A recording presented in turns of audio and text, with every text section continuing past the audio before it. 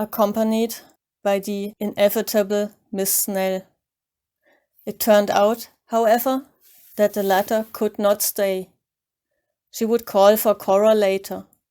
Just now her afternoons were occupied.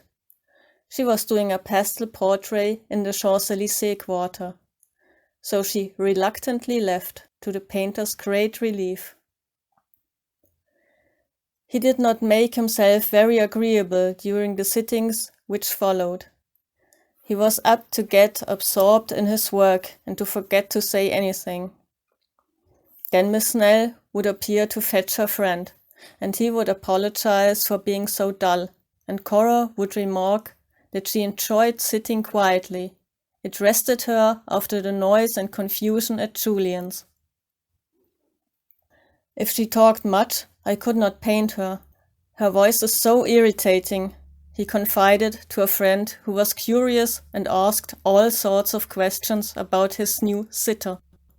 The work went well but slowly, for Cora sat only twice a week. She felt obliged to devote the rest of her time to study, as she was living on the prize fund, and she even had qualms about conscience about the 2 afternoons she gave up to the sittings. During all this time, Miss Snell continued to weave chapters of romance about Cora and the painter, and the girls talked things over after each sitting when they were alone together. Spring had appeared very early in the year, and the public gardens and boulevards were richly green. Chestnut trees blossomed and gaudy flower beds bloomed in every square. The salons opened and were thronged with an enthusiastic public, although the papers as usual denounced them as being the poorest exhibitions ever given. The painter had sent nothing, being completely absorbed in finishing Cora's portrait, to the utter exclusion of everything else. Cora did the exhibitions faithfully. It was one of the duties she owed to the Lynxville Fund, and which she diligently carried out. The painter bothered and confused her by many things. He persistently admired all the pictures she liked least, and praised all those she did not care for. She turned pale with suppressed indignation when he differed from her opinion, and resented his sweeping contempt of her criticisms. On the strength of a remittance from the prize fund, and in honor of the season, she discarded the sailor hat for a vivid, ready-made creation, smacking strongly of the Bon Marché. The weather was warm, and Cora wore mitts, which the painter thought unpardonable in a city where gloves are particularly cheap. The mitts were probably fashionable in Lynxville, Massachusetts. Miss Snell, who rustled about in stiff black silk and bugles, seemed quite oblivious to her friend's want of taste. She was all excitement, for her pastel portrait, by some hideous mistake, had been accepted and hung in one of the exhibitions, and the girls went together on varnishing day to see it. There they met the painter prowling aimlessly about, and Miss Snell was delighted to note his devotion to Cora. It was a strong proof of his attachment to her, she thought. The truth was, he felt obliged to be civil after her kindness in posing. He wished he could repay her in some fashion, but since his first visit to Miss Snell's, she had never offered to show him her work again, or asked his advice in any way. And he felt a delicacy about offering his services as a teacher when she gave him so little encouragement. He fancied, too, that she did not take much interest in his work, and knew she did not appreciate his portrait of her, which was by far the best thing he had ever done. Her lack of judgment vexed him, for he knew the value of his work, and every day his fellow painters trooped in to see it, and were loud in their praises. It would certainly be the clue of any exhibition in which it might be placed. During one sitting, Cora ventured to remark that she thought it a pity he did not intend to make the portrait more complete, and suggested the addition of various accessories, which in her opinion would very much improve it. "It's by far the most complete thing I have ever done," he said. "I shan't touch it again," and he flung down his brushes in a fit of temper.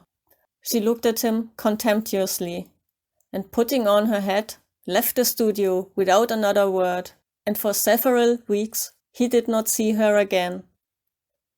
Then he met her in the street and begged her to come and pose for a head in his big picture, which he had taken up once more. His apologies were so abject that she consented, but she ceased to be punctual, and he never could feel quite sure that she would keep her appointments. Sometimes he would wait a whole afternoon in vain, and one day, when she failed to appear at the promised hour, he shut up his office and strolled down to the Seine. There he caught sight of her with a gay party who were about to embark on one of the little steamers that ply up and down the river.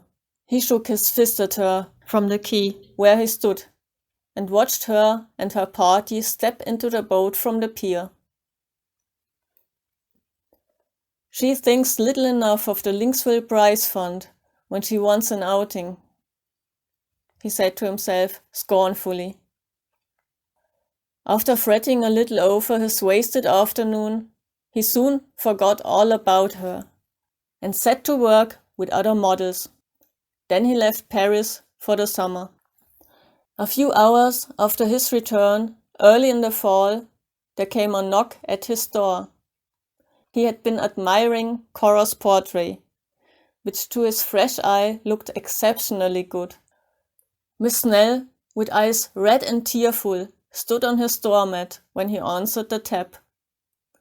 "Poor dear Cora," she said, had received a notice from the Linksville committee that they did not consider her work sufficiently promising to continue the fund another year.